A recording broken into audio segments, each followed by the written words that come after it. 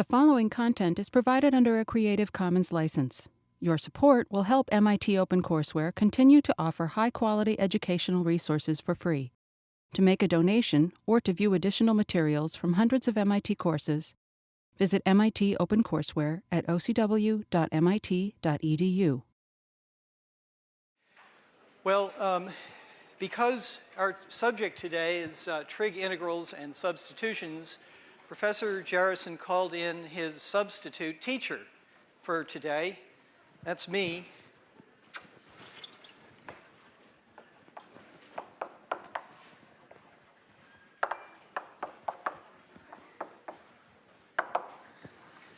Professor Miller. And I'm going to try to tell you about trig substitutions and trig integrals, and I'll be here tomorrow to do more of the same as well. So this is about trigonometry, and maybe the first thing I'll do is remind you of some basic things about trigonometry.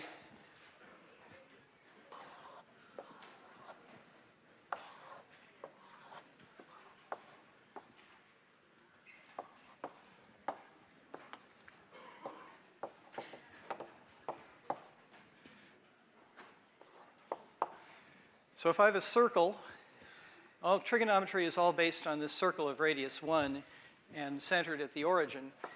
And so if this is an angle of theta up from the x-axis, then the coordinates of this point are cosine theta and sine theta.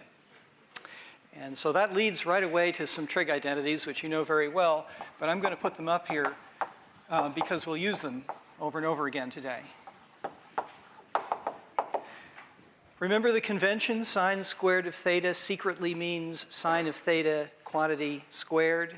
It would be more sensible to write a parenthesis around the sine of theta and then say you square that. But everybody in the world puts the 2 up there over the sine, and so I'll do that too.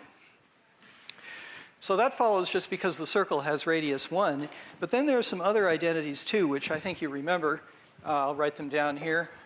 Cosine of 2 theta, there's this double angle formula that says cosine of 2 theta is cosine squared of theta minus the sine squared of theta. And there's also the double angle formula for the sine of 2 theta. Remember what that says? 2 sine theta cosine theta.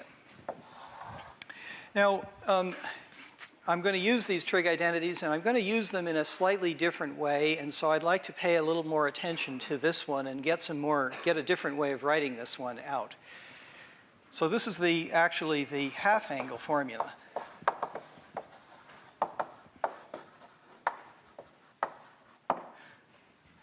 And that says I'm going to try to express the cosine of theta in terms of the cosine of 2 theta. So if I know the cosine of 2 theta, I want to try to express the cosine of theta in terms of it. Yeah, well, I'll start with the cosine of 2 theta and play with that. Okay, well, we know what this is. It's cosine squared theta minus the sine squared of theta. But we also know what the sine squared of theta is in terms of the cosine. So I can eliminate the sine squared from this picture. So this is equal to the cosine squared of theta minus the quantity 1 minus cosine squared of theta. I put in what sine squared is in terms of cosine squared. And so that's twice the cosine squared of theta minus 1. There's this cosine squared, which gets a plus sign because of these 2 minus signs. And there's the one that was there before, so altogether there are 2 of them. I want to isolate what cosine is, or rather what cosine squared is. So let's solve for that. So I'll put the 1 on the other side, and I get 1 plus cosine of 2 theta. And then I want to divide by this 2, and so that puts a 2 in this denominator here. So some people call that the half angle formula. It's a way of, what it really is for us is it's a way of eliminating powers from sines and cosines. I've gotten rid of this square at the expense of putting in a 2 theta here. We'll use that. And similarly, same calculation shows that the sine squared of theta is 1 minus cosine of 2 theta divided by 2. Same cosine, in that formula also, but it has a minus sign for the sine squared. Okay, so that's my little review of trig identities that we'll make use of as this lecture goes on.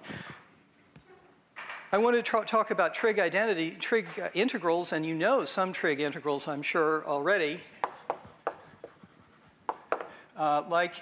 Well, let me write the differential form first. You know that d sine theta, or maybe I'll say d sine x,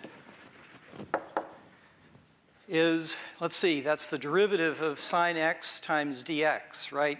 The derivative of sine x is cosine of x dx. And so if I integrate both sides here, the integral form of this is the integral of the cosine of x dx is the sine of x plus a constant. And the same way, d cosine of x is minus the sine of x dx, right? The derivative of the cosine is minus the sine. And when I integrate that, I find the integral of the sine of x dx is minus the cosine of x plus c. So that's our starting point. And the game today, for the first half of the lecture, is to use just those basic integration formulas together with clever use of trig identities in order to compute more complicated formulas involving trig functions. So the first topic is to think about integrals of the form sine to the nth power of x, cosine to the nth power of x dx, where here I have in mind m and n are non-negative integers. So let's try to integrate these. I'll show you some applications of these pretty soon. Looking down the road a little bit, integrals like this show up in Fourier series and many other subjects in mathematics. It turns out they're quite important to be able to do, so that's why we're doing them now. Well, so there are two cases to think about here when you're integrating things like this. There's the easy case, and let's do that one first. The easy case is when at least one exponent is odd.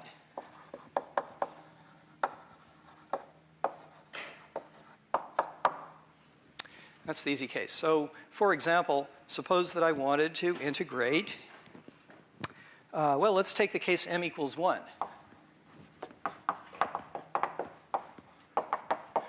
So I'm integrating sine to the nth power of x times the cosine of x dx.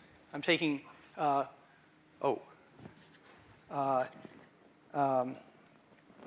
could do that one. Let's see if that's what I want to take. Yeah. My confusion is that I meant to have this a different power. You were thinking that. So let's do this case when m is 1. So the integral I'm trying to do is any power of the sine times the cosine. Well, here's the trick. Use this formula up at the top there to see cosine of x dx as something that we already have on the blackboard. So the way to exploit that is to make a substitution. And the substitution is going to be u is the sine of x. And here's why. Then this integral that I'm trying to do is the integral of u to the n. That's already a simplification. And then there's that cosine of x times dx. When you make a substitution, you've got to go all the way and replace everything in the expression by things involving this new variable that I've introduced. So I'd better get rid of the cosine of x dx and rewrite it in terms of du, or in terms of u, and I can do that because du, according to that formula, is the cosine of x dx. Let me put a box around that. That's our substitution. when you make a substitution, you also want to compute the differential of the variable that you substitute in.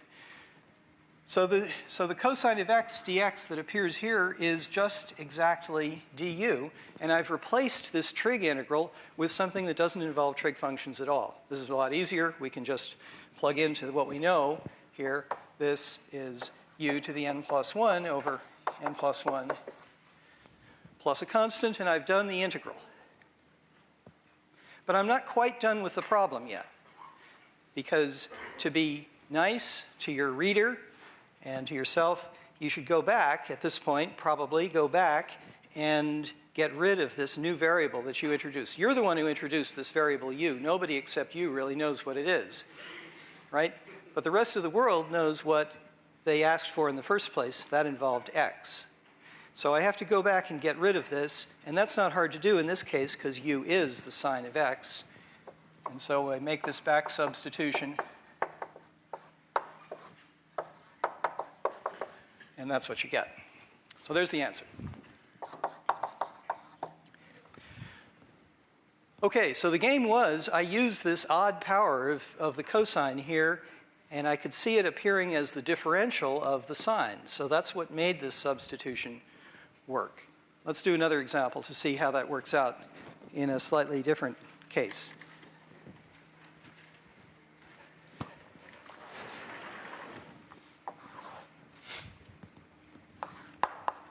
So here's another example.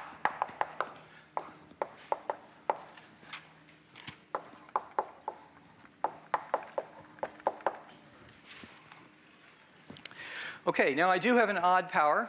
One of the exponents is odd, so I'm in the easy case, but it's not 1. Okay, the game now is to use this trig identity to get rid of the largest even power that you can from this odd power here. So use sine squared of x is 1 minus the cosine squared of x to eliminate a lot of powers from that odd power. Watch what happens.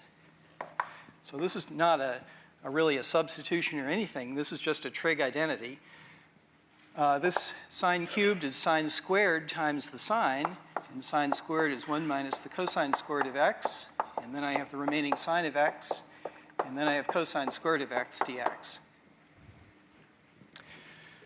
So let me rewrite that a little bit to see how this works out.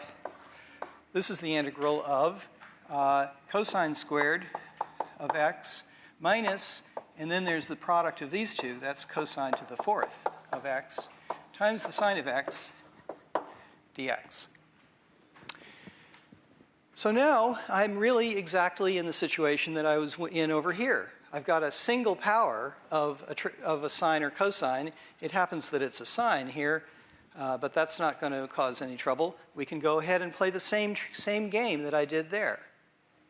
So far I've just been using trig identities, but now I'll use a trig substitution.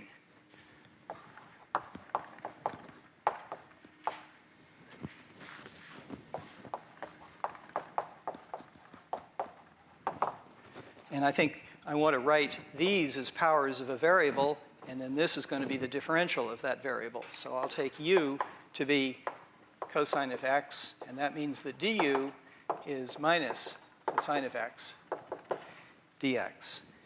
There's the substitution.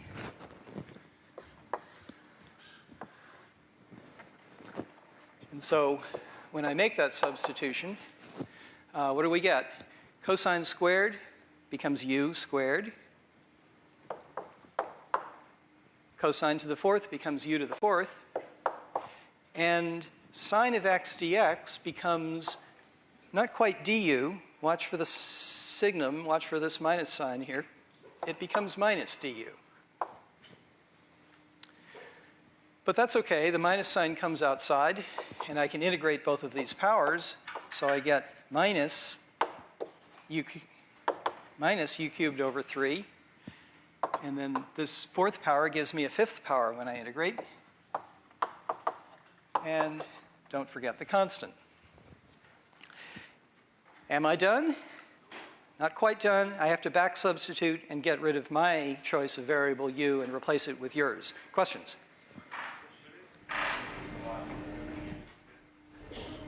There should indeed. I forgot this minus sign when I came down here, so these two gang up to give me a plus. Is that what the other question was about too? Thanks. So let's back substitute, and I'm going to put that over here. And the result is, well, I just replaced the u by cosine of x. So this is minus cosine cubed of x over 3 plus, thank you, cosine to the 5th of x over 5 plus a constant. And there's the answer. By the way, you can remember one of the nice things about doing an integral is it's fairly easy to check your answer. You can always differentiate the thing you get and see whether you get the right thing when you go back. It's not too hard to use the power rules and the differentiation rule for the cosine to get back to this if you want to check the work. Let's do one more example just to handle a case, an example of this easy case, which you might not have thought of it at first. Suppose I just want to integrate a cube, sine cubed of x. No cosine in sight, but I do have an odd power of a trig function, of a sine or cosine, so I'm in the easy case, and the procedure that I was suggesting says I want to take out the largest even power that I can from the sine cubed, so I'll take that out, that's a sine squared, and write it as 1 minus cosine squared. Well, now I'm very happy because it's just like the situation we had somewhere on the board here. It's just like the situation we had up here. I've got a power of a cosine times sine of x dx. So exactly the same substitution steps in. You get, and maybe you can see what happens without doing the work. Shall I do the work here? I'll make the same substitution, and so this is 1 minus u squared times minus du,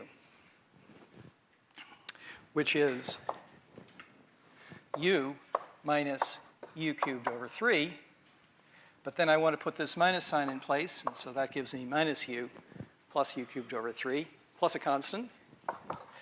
And then I back substitute and get cosine of x plus cosine cubed of x over 3. So this is the easy case. If you have some odd power to play with, then you can make use of it, and it's pretty straightforward. Okay, the harder case is when you don't have an odd power. So what's the program? I'm going to do the harder case, and then I'm going to show you an example of how to integrate square roots and do an application using these ideas from trigonometry. So I want to keep this blackboard. Maybe I'll come back and start here again.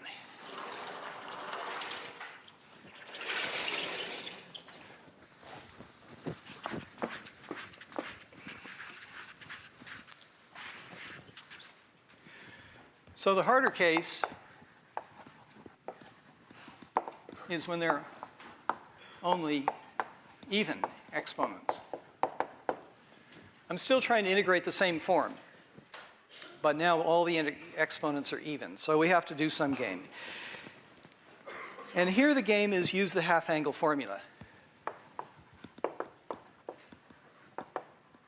which I've just erased very sadly on the board here. Maybe I'll rewrite them over here so we have them on the board. I think I remember what they were.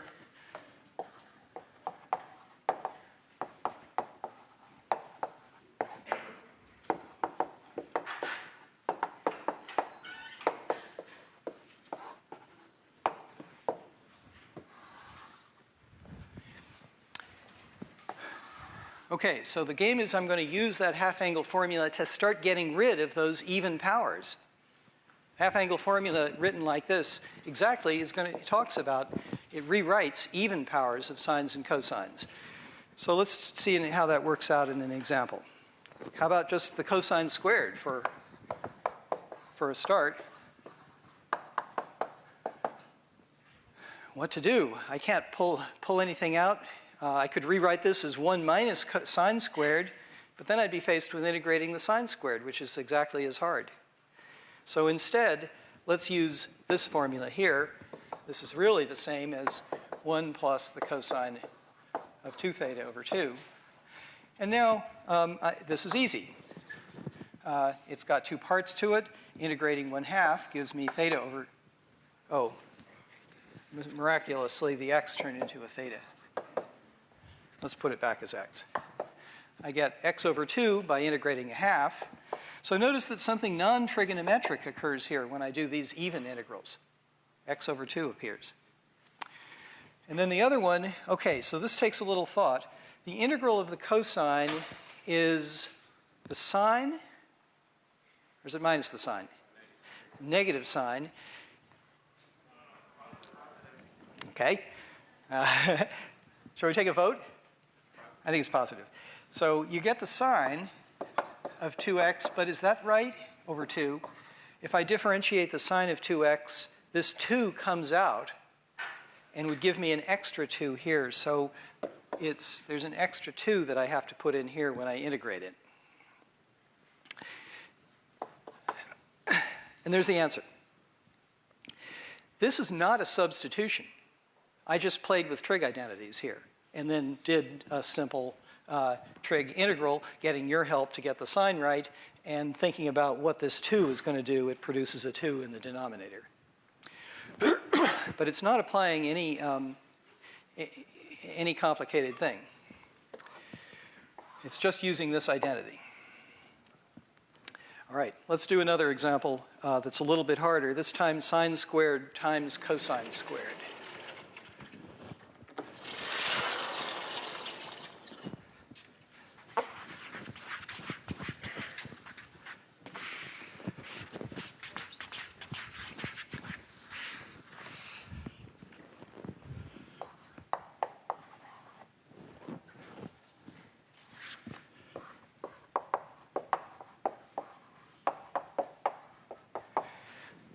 Again, no odd powers. I've got to work a little bit harder.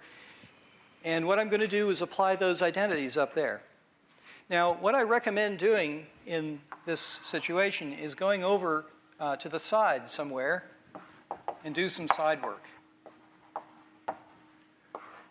Because it's all just playing with trig functions. It's not actually doing any integrals for a while.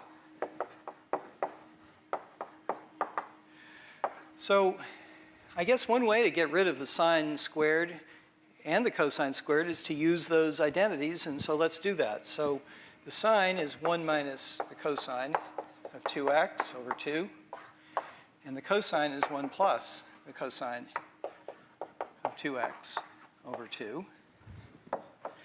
So I just substitute them in, and now I can multiply that out, and it's not, what I have is a difference times a product. Sorry, difference times a sum. So you know a formula for that. Taking the product of these two things, well, there'll be a 4 in the denominator.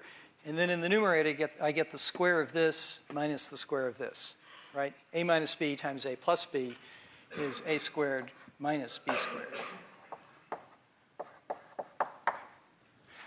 So I get that. Well, I'm a little bit happier because at least I don't have 4. I don't have 2 different squares. I still have a square. I want to integrate this. I'm still not in the easy case. I got myself back to an easier hard case. Okay? But we do know what to do about this because I just did it up there. And I could play into this formula that we got, but I think it's just as easy to start to continue to calculate here, use the half-angle formula again for this, and continue on your way. So I get a quarter from this bit, and then minus a quarter of the cosine squared of 2x. Okay, now when I plug in 2x in for theta, there in the top ord, I'm going to get a 4x on the right-hand side. So it comes out like that. And I guess I could simplify that a little bit more. This is a quarter. Oh, but then there's a 2. Here, it's half that. So then I can simplify a little more. It's a quarter minus an eighth, which is an eighth. And then I have an eighth of cosine of 4x. OK, that's my side work. I just did some trig identities over here and rewrote sine squared times cosine squared as something which involves just no powers of trig, just cosine by itself, and a constant. So I can take that and substitute it in here, and now the integration is pretty easy. 1/8 cosine of 4x over 8 dx, which is, okay, the 1/8 is going to give me x over 8. The integral of cosine is plus or minus the sine. The derivative of the sine is plus the cosine. So it's going to be plus the, only there's a minus here. So it's going to be the sine minus the sine of 4x divided by this 8, but then I have an additional factor in the denominator, and what's it going to be? I have to put a 4 there.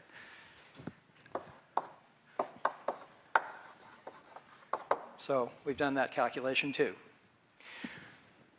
So any of these, if you keep doing this kind of process, these two kinds of procedures, you can now integrate any expression that has a power of a sine times a power of a cosine in it by using these ideas. Now let's see. Oh, Leah, let me give you an alternate method for this last one here.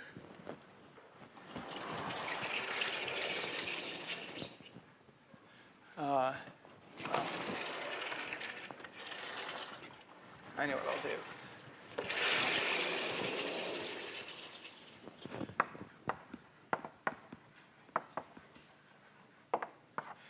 Let me give an alternate method for doing, really doing the side work over there.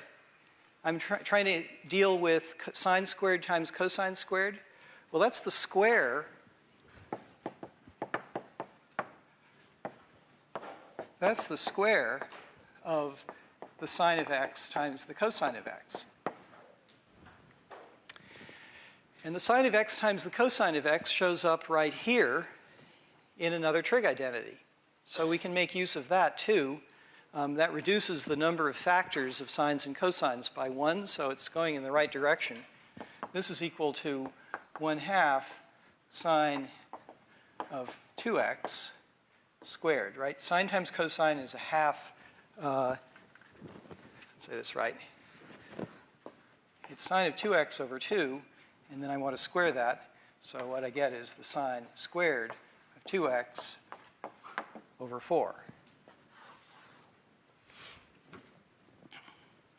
Which is, well, I'm not too happy yet because I still have an even power. Remember, I'm trying to integrate this thing in the end. Even powers are bad. I try to get rid of them by using that formula for the half-angle formula. So I can apply that to the sine of x here again. I get 1/4 of 1 minus the cosine of 4x divided by 2. That's what the half-angle formula says for the sine squared of 2x, and that's exactly the same as the expression that I got up here as well. It's the same expression that I have there. So it's the same expression as I have here. So this is just an alternate way to play this game of using the half-angle formula. Okay, let's do a little application of these things and change the topic a little bit.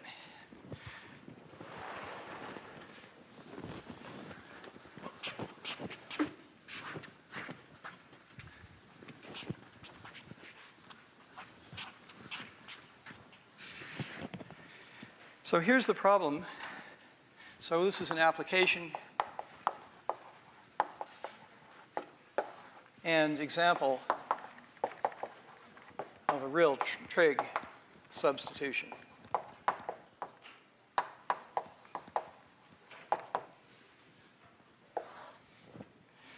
So here's the problem I want to look at.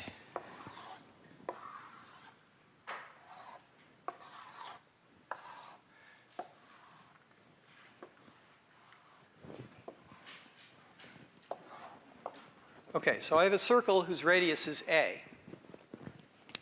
And I cut out from it a sort of tab here, this tab here. And the height of this thing is b. So this length is a number b. And what I want to do is compute the area of that little tab.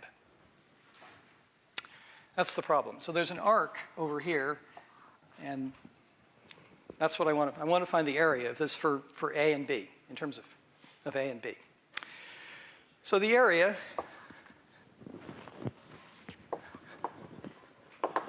well, I guess one way to compute the area would be to take the integral of y dx. I think you've seen the idea of splitting this up into vertical strips whose height is given by a function y of x, and then you integrate that. That's an interpretation for the integral. The area is given by y dx.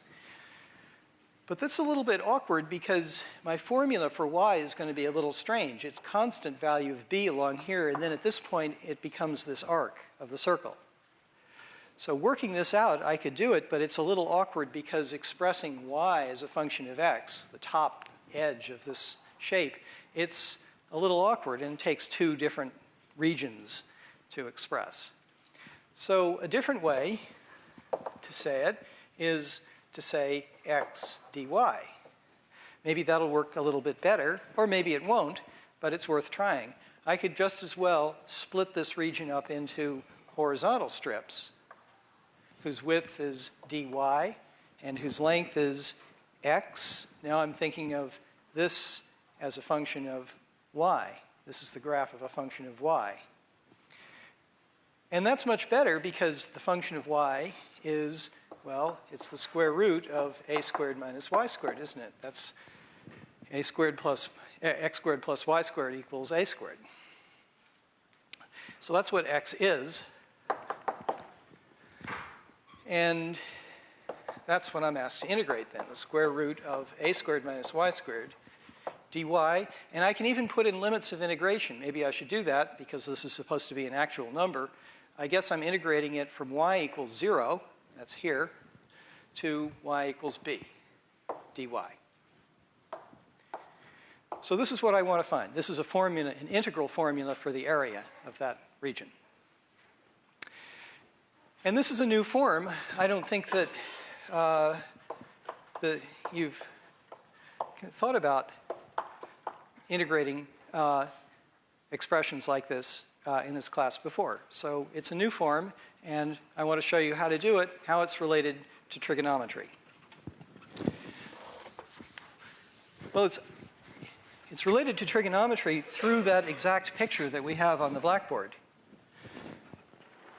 After all, this a squared minus y squared is the formula for this arc. And so what I propose is that we try to exploit the connection with the circle and introduce polar coordinates. So here,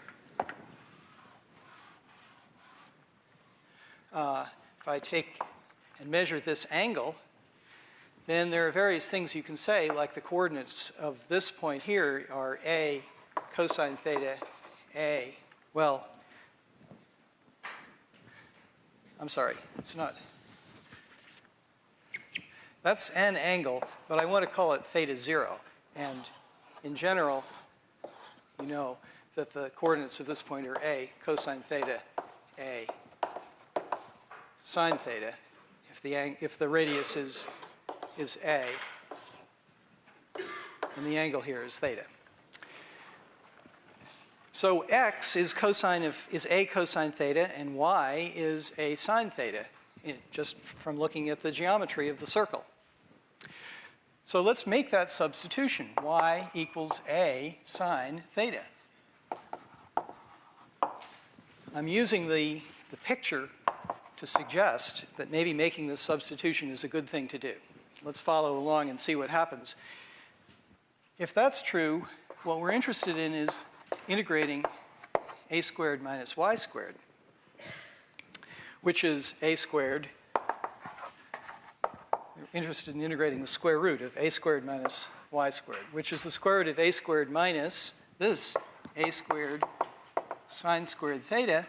And, well, that's equal to a times the cosine of theta, right? That's just sine squared plus cosine squared equals 1 all over again. It's also x. This is x. And this was x. So there are a lot of different ways to think of this. But no matter how you say it, the thing we're trying to integrate, a squared minus y squared, is under this substitution, it is a cosine of theta.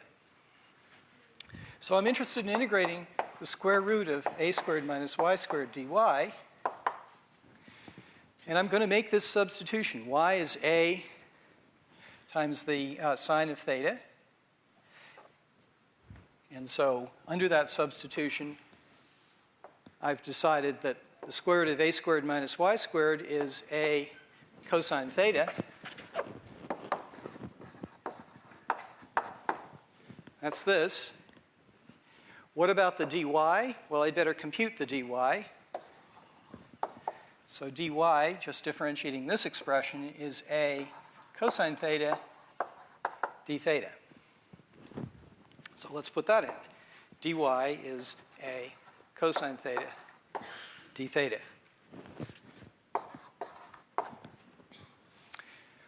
Okay, making that trig substitution, y equals a sine theta, has replaced this integral that has a square root in it and no trig functions with an integral that involves no square roots and only trig functions. In fact, it's not too hard to integrate this now because of the work that we've done. The a squared comes out. This is cosine squared theta d theta. And maybe we've done that example already today. I think we have.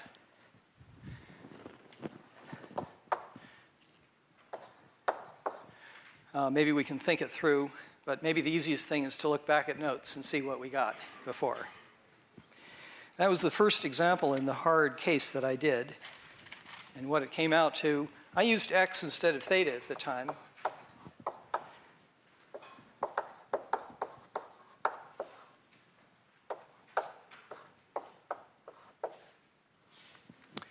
Okay. So this is a good step forward. I started with this integral that I really didn't know how to do by any means that we've had so far. And I've replaced it by a trig integral that we do know how to do. And now I've done that trig integral. But we're still not quite done because of the problem of back substituting. I'd like to go back and rewrite this in terms of the original variable y. Or I'd like to go back and rewrite it in terms of the original limits of integration that we had in the original problem. In doing that, it's going to be useful to rewrite this expression and get rid of the sine of 2 theta. After all, the original y was expressed in terms of the sine of theta, not the sine of 2 theta. So let me just do that here.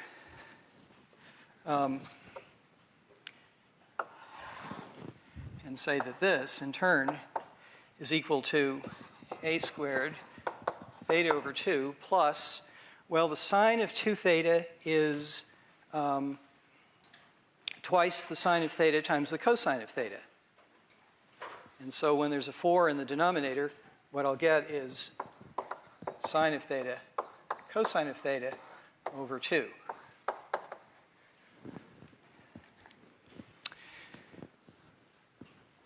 I did that because I'm getting closer to the original terms that the problem started with, which was sine of theta.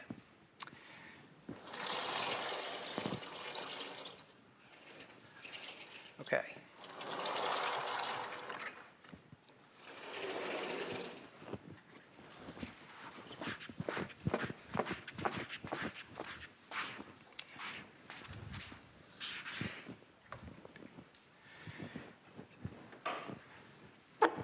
So let me write down the integral that we have now. The square root of a squared minus y squared dy is, so far, what we know is a squared theta over 2 plus sine theta cosine theta over 2 plus c.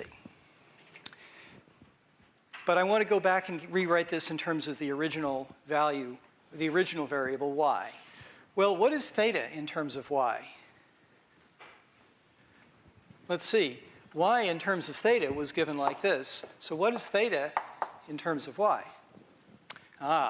So here the fearsome arc sine rears its head, right? Theta is the angle so that y equals a sine of theta. So that means that theta is the arc sine, or sine inverse, of, well, y divided by a.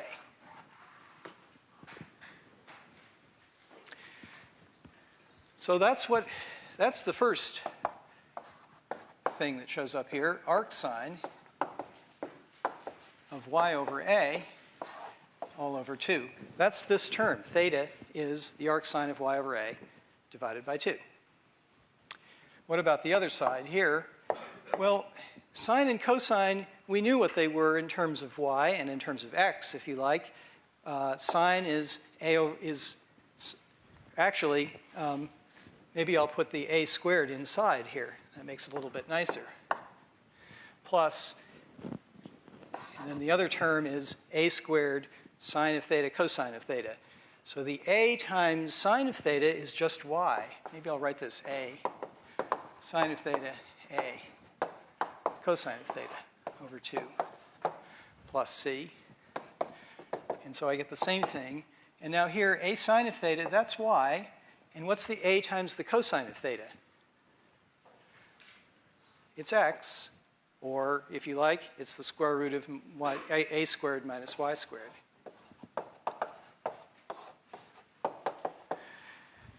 And so there I've rewritten everything back in terms of the original variable, y, and there's an answer. So I've done this indefinite integration of a form of this quadratic, this square root of something which is a constant minus y squared. Whenever you see that, the thing to think of is trigonometry. That's going to play into the sine squared plus cosine squared identity, and the way to exploit it is to make the substitution y equals a sine of theta. You could also make a substitution y equals a cosine of theta if you wanted to, and the result would come out to be exactly the same in the end. I'm still not quite done with the original problem that I had, because the original problem asked for a definite integral. So let's just go back and finish that as well.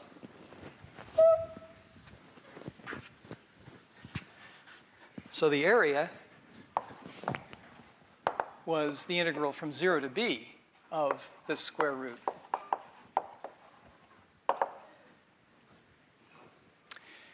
So I just want to evaluate the right-hand side here, the answer that we came up with, this indefinite integral. I want to evaluate it at 0 and at b. Well, let's see. When I evaluate it at b, I get a squared times the arc sine of b over a over 2 plus y, which is b, times the square root of a squared minus b squared, putting y equal to b, divided by 2. So I've plugged in y equals b into that formula. This is what I get. Then when I plug in y equals 0, well, the sine of 0 is 0, so the arc sine of 0 is 0. So this term goes away.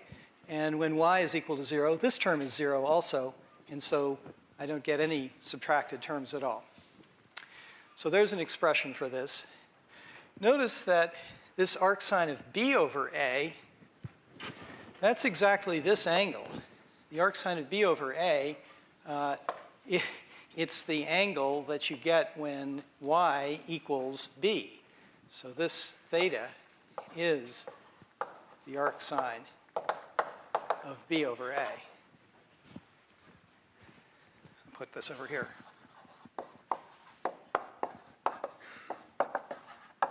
That is theta 0. That is the angle that the corner makes. So I could rewrite this as a squared theta 0 divided by 2 plus b times the square root of a squared minus b squared over 2. Let's just think about this for a minute. I have these two terms in the sum. Is that reasonable? The first term is a squared, that's the radius squared, times this angle times a half. Well, I think that is exactly the area of this sector. A squared theta over 2 is the formula for the area of the sector. And this one, this is the vertical elevation. This is the horizontal. A squared minus b squared is this distance, square root of a squared minus b squared. So the right-hand term is b times the square root of a squared minus b squared divided by 2. That's the area of that triangle.